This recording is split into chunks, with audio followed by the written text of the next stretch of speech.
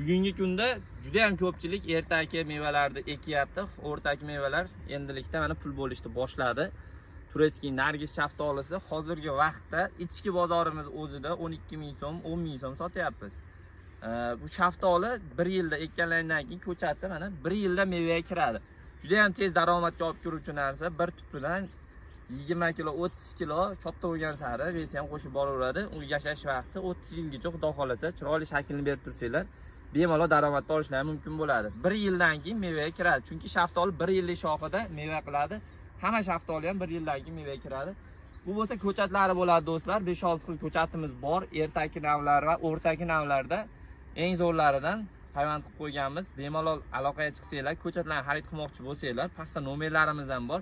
Ko'chatni holatlarini bitta ko'rsatib o'tinglar. Juda ham tiniq holatda, kasalliklari yo'q.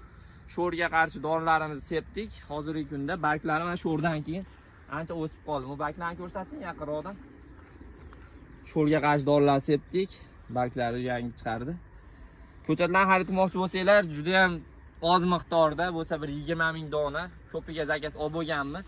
Oz miqdorda qoldi. Shoshilinglar, ulgurib qolinglar do'stlar. Bunaqa ishonchli, sifatli ko'chatlar juda ham oz. Bor, ko'chat juda ham ko'p, lekin ishonchli sifati oz.